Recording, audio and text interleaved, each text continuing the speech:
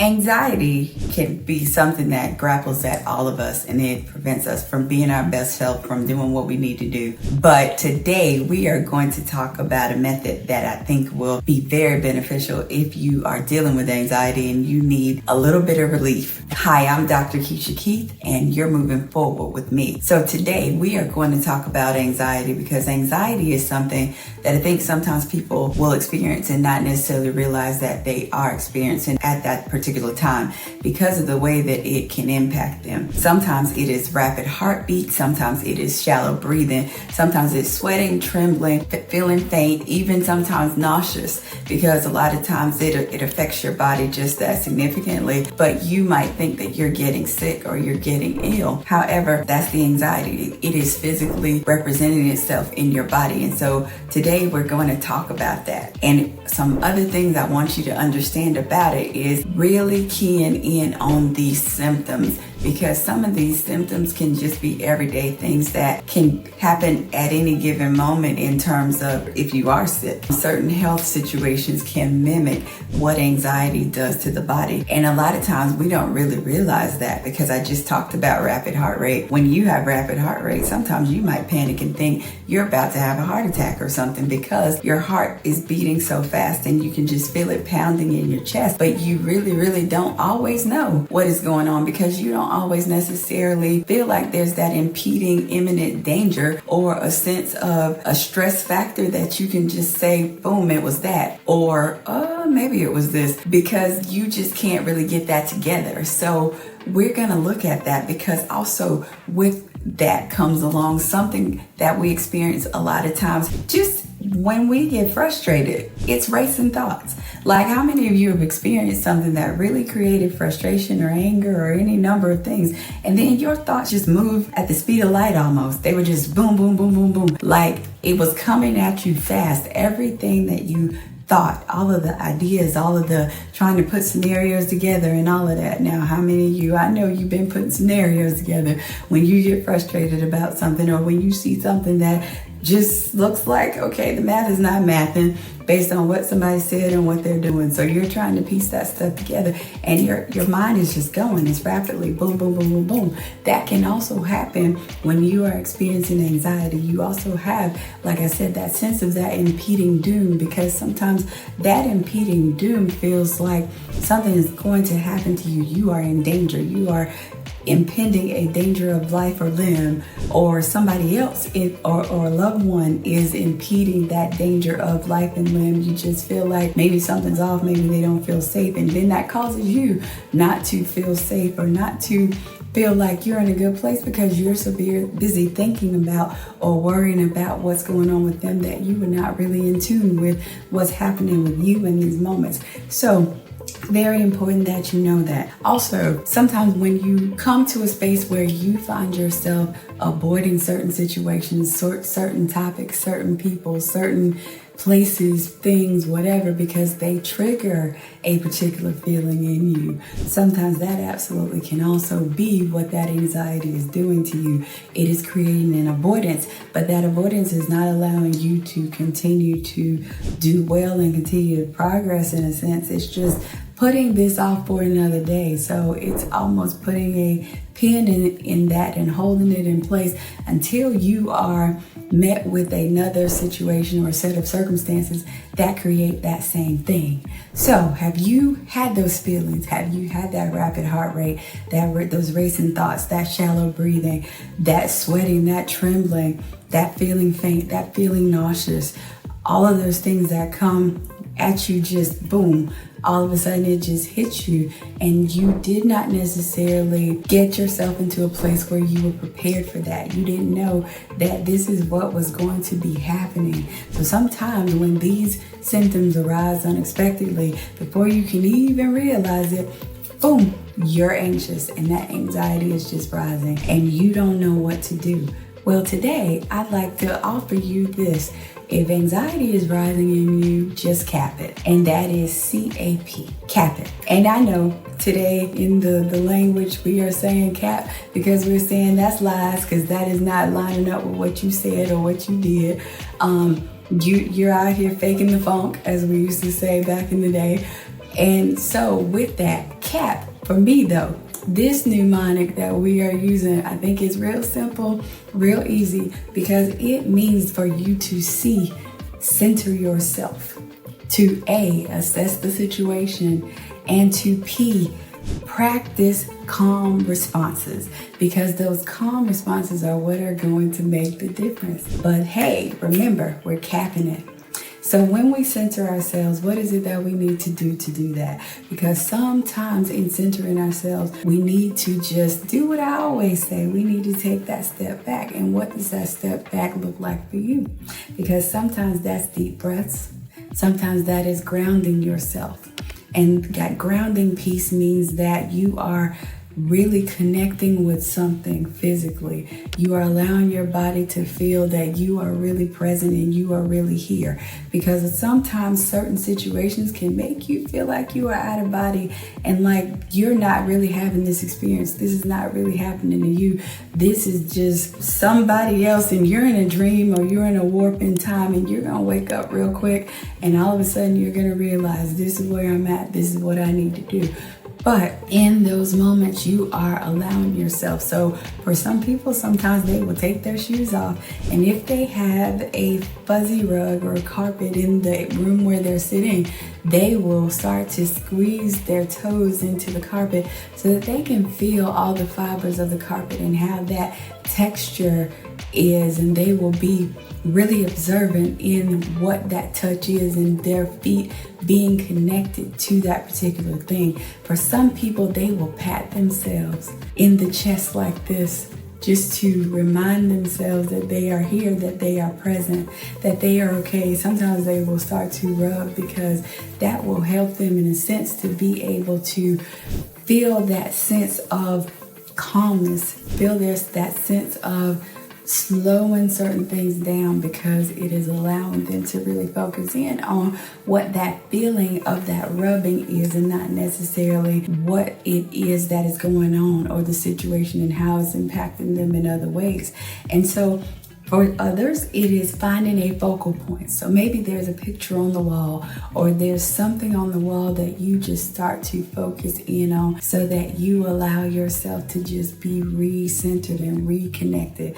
Reconnecting your focus from all of the anxiety and the emotion of it all that is rushing in, and changing different things about your body and your body's response to what is going on. So it's very important that you understand that. And so being able to do that allows you to center yourself. It allows you to bring your mind back to the present moment, because sometimes, like I said, you can feel like you are out in a dream, you are off out in space, you are really looking, in some ways, looking down at yourself, but you're outside of your body. It's almost an out-of-body experience that you are having, but bringing yourself back to center when those things are happening, because it prevents you from spiraling. And it can help you in the future to not spiral so fast or so deeply, because you are recognizing these are some things that I can do. That A, assessing the situation. So once you've allowed yourself to get to center, it is assessing the situation so that you can be objective and not subjective. And what does that mean? That means free of the emotion, because a lot of times, remember what I said about emotions. Emotions can drive you in the ditch because they can take you in a place or a direction that you didn't really necessarily want to go. You didn't intend to go in that direction. But because of those emotions, you have started to respond in a way that is connected directly to those emotions that you are feeling. But being able to ground yourself takes that emotion and it reduces it so that it allows you to really think a little more clearly. So when you are able to think clearly, you can ask yourself, what's causing this anxiety right now? Like, what is it that's going on? Sometimes you automatically know because certain situations have just happened and you are feeling that way. Sometimes that situation may have happened a while back, but it is still that residue, that residual that keeps on showing up and keeps on impacting you. So what's causing that anxiety right now? And is the danger I perceive, if it's imminent danger that you feel, is that real, or is this the anxiety or the emotion that is speaking right now, that is causing me to feel uneasy, that is causing me to feel disconnected, that is causing me to feel unstable? Are those the things that are happening? Is it the emotion, or is this real? Am I in real danger? If you're not in real danger, and you can think about that and say, that's not true, then that scratches that out. So what is it that is creating that? What is building up that emotion for you that is making that anxiety very high for you at that moment? Being able to look at that, because you've got to know the difference. You've got to know the difference so that you can do what I say, show the receipts. Show the receipts of what is and what isn't, what is true and what's a lie, what's capping your cap, okay? Understanding how that works so that you can continue to move forward, so that you can evaluate that situation, look at it rationally, and then help yourself to distance yourself from what might be overwhelming you, because you can identify that these things are not real about this situation. But here's what is true. I do feel what I feel. So I'm allowing myself to feel those emotions, but I am also going to bring myself where? To a calm space, so that I can get to a better understanding of what's going on and what I'm dealing with in that moment, okay? Because I have to be curious about my anxiety instead of being afraid of it. So it's like being sometimes I'll tell a client, a prosecuting attorney. And when you are a prosecuting attorney, you are showing the facts. You're showing why this person is guilty. And in this anxiety, you're showing why this anxiety is not true, why these situations are not true, or why they are. Because you are allowing yourself to say, here's one thing, here's the other thing, here's that thing, here's that thing. This is the case that you are building against anxiety that you are feeling, because you are putting it on trial. You are asking the questions that need to be asked so that you can get to a resolution and a better understanding of where you are, because that becomes very important. And it's not for you to defend necessarily this anxiety and say, well, I did this because, or so this thing caused me, or this thing. It is taking a real, rational, objective look and identifying what those things are and showing why they are showing up and what might be causing this thing. Because you want to get to the understanding of how I can be better as these things potentially might happen going forward. How do I handle that? And so this is why we are talking about C.A.P. Now, practicing calm responses. That is the P. How do we do that? So it is looking at this physical action that you are doing, like when you are taking the deep breaths, when you are controlling that breathing, or doing an exercise like something like positive affirmations. Those positive affirmations can absolutely help you because they assist you in being able to reaffirm and reassure yourself on something.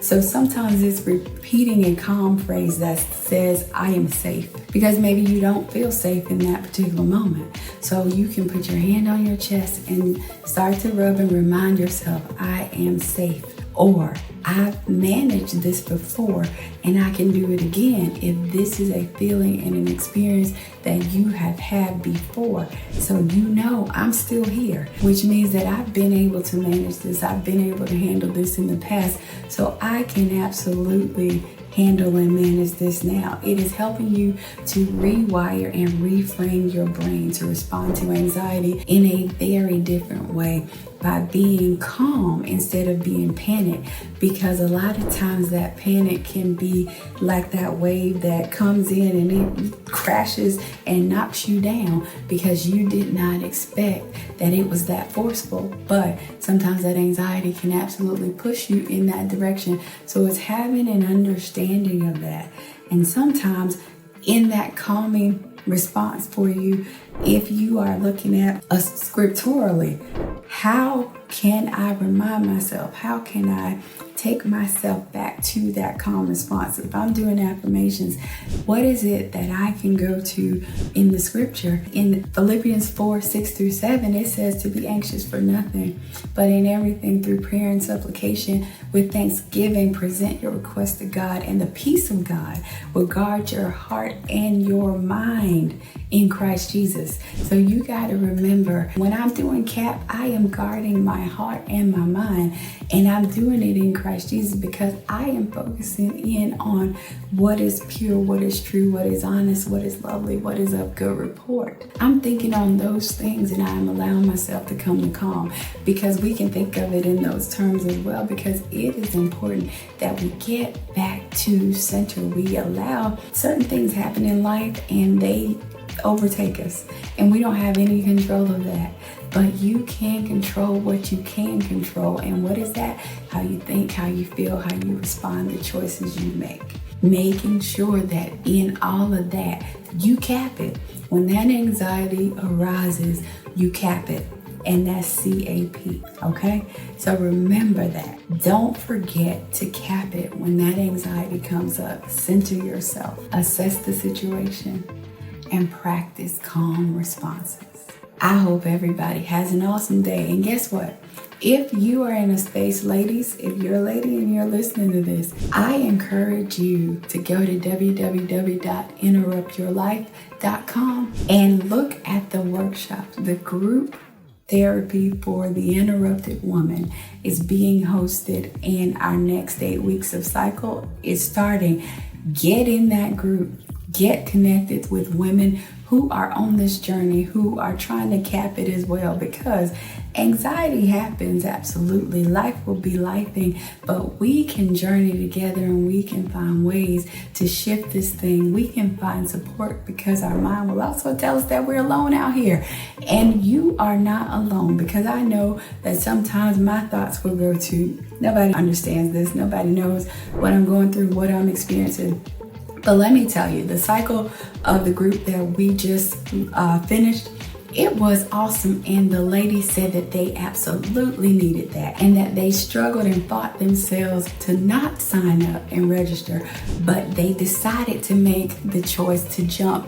And when they jumped, they realized that they found a soft place to land. They found a space and a community to be able to have accountability, be able to have encouragement, be able to have support, be able to remember and realize that they are not an island. They are not alone. Some of those similar situations others have been walking through, they have been walking through. They were able to pour into each other and uplift each other and encourage each other in that process. And it was amazing.